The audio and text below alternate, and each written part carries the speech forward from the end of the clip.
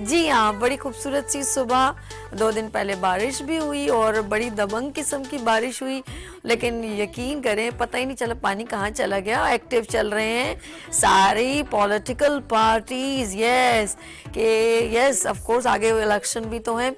और बिल्कुल इसी तरह बरसात कहते हैं कि कभी किसी को हम लोग अक्सर जुमला कह देते हैं कि तुम बारिश की बारिश नहाते हो, ये अक्सर जुमला तो ये बारिश के बारिश जिस तरह इलेक्शन के जो है तमाम उम्मीदवार निकलते हैं, मुझे बड़ी हैरानी होती है। इससे पहले ही जब जैसे ही इलेक्शन ख़त्म होंगे उसके बाद फिर आप गाना गाइएगा, अभी जा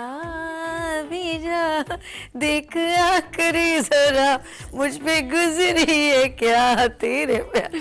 तो फिर आपने ये गाने गाने, क्योंकि उसके बाद ये खुदा की कसम नजर नहीं आएंगे। मैं सबके लिए कह रही हूँ, किसी एक के। मुझे बताएं ना कि इलेक्शन के बाद आप लोगों को ये कहाँ नजर आते हैं। फिर ये चंद अपने एमपी, अपने पीआरओ, पीएस, पीए, इनके साथ कहीं कहीं विजिट करते हुए आपको नज़र आएंगे, ओपनिंग करते हुए नज़र आएंगे, लेकिन ये आपकी गलियों में हरगिज़ नज़र नहीं आएंगे। मुझे बताएं ना, आज तो आपका भी गटर भी बंद हो जाए ना, उसके लिए भी फुटेज के लिए आ जाएंगे बाखुदा। अभी रोड भी बन रहे हैं, बहुत स्पीडली बन रहे हैं, और ये पता नहीं फिर अगली बारिशों तक रहेंगे नहीं, क्योंकि 3 महीने बाद ये रोड फिर टूट जाएंगे, क्योंकि जितनी स्पीड से बन रहे हैं उस पर मटीरियल भी ऐसा ही डला है। क्योंकि अगर ये रोड नहीं टूटेंगे तो इनको याद कौन करेगा, और इनको याद नहीं करेगा तो वोट कौन देगा। तो वोट उसका जिसने गलियां बनाई, वोट उसका जिसने गटर खुलवाए, वोट उसका जिसने आपके मोहल्ले में पार्क बनाए, वोट उसका। जी, हम लोगों की जहनी सतह इतनी नीचे हो गई है कि हम समझते हैं कि ये जो रोड बन रहे हैं इसकी वजह से इसको वोट देना चाहिए। आप लोग इस क्राइटेरिया से निकलें, क्योंकि ये आप ही का पैसा है, आपके टैक्स का पैसा है जो ये लगा रहे हैं। तो बराए मेहरबानी आने वाली नस्लों को सेव करें, आने वाली नस्लों को। क्या आपका ये क्राइटेरिया रह गया कि जो रोड बनाएगा, जो गली बनाएगा, उसको आप वोट देंगे? नो वे। आप मुझे बताएं कि मैं आवाम से बात कर रही हूँ, प्लीज़ मुझे और किसी से नहीं बात करनी। अगर मेरी बात यहाँ पर अगर कहीं गलत है तो प्लीज़ मुझे इसका ज़रूर रिस्पॉन्ड कीजिएगा, ऑफ कोर्स कॉल कीजिएगा, पीटीसीएल नंबर भी मेंशन हो रहा है। मुझे ये बताएं कि आपकी तालीमी मेयार कहाँ तक पहुँचा है। आप मुझे बताएं कि आपकी हेल्थ का मेयार कहाँ तक पहुँचा है। आप मुझे बताएं कि आपकी बच्चों की जॉब का मेयार कहाँ तक पहुँचा है।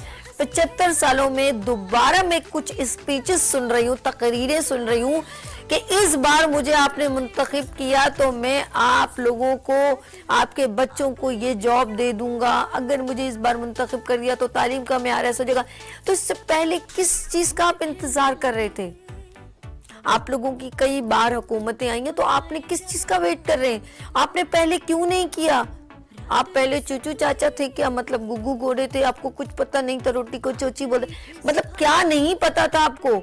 आप लोग आउट ऑफ कंट्रीज जाते हैं, वहां पर आपको सब नॉलेज है, अच्छी अच्छी उम्रें हो गई हैं, तो आप कोई न्यू कमर्स थोड़ी है जो आप दोबारा प्रोमिसेस वादे करें और उसके बाद फिर अदा कहें अभी मैं आपके बच्चों के लिए ये करूंगा। अब मतलब मेरी तो यहाँ पर आके समझ खत्म हो जाती है। ये अवेयरनेस हमें सोशल मीडिया से आ गई है। अब किसी को भी मुंतखब करें तो प्लीज इस प्रॉमिस पे मत करें कि मैं आगे ऐसे करूंगा। आप अपना बैकग्राउंड ऐसे शख्स को दें, ऐसे पर्सन को। ये वोट बड़ा कीमती है, यकीन करें आप इस वक्त बहुत कीमती हैं। और उस दिन मैं किसी ने सॉरी टू से वो कहा कि आप शायद मैं ऐसे कहूँगी तो आप लोग शायद माइंड कर लेंगे और कुछ पर्सनलाइज बात हो जाएगी, लेकिन ये सब सोशल मीडिया, ये मेरी पर्सनल बात नहीं है। उन्होंने कहा कि 5,000 रुपये अगर कोई बिक जाता है तो पर डे 2 रुपये 75 पैसे का होगा। तो अब सोच लें, यानी कि 12 महीनों को उन्होंने कैलकुलेट किया, कुछ साल मतलब 1 महीने में 30 दिन, और सबको कैलकुलेट करने के बाद उन्होंने कहा कि अगर आप 5,000 रुपये ले लेते हैं, अपना ईमान बेच देते हैं, तो प्लीज़ आप जिसको दिल करे वोट दें, लेकिन इस वक्त दिल नहीं, अब आपको दिमाग इस्तेमाल करना पड़ेगा। मैं 75 सालों की बात नहीं करी, छोड़ दें।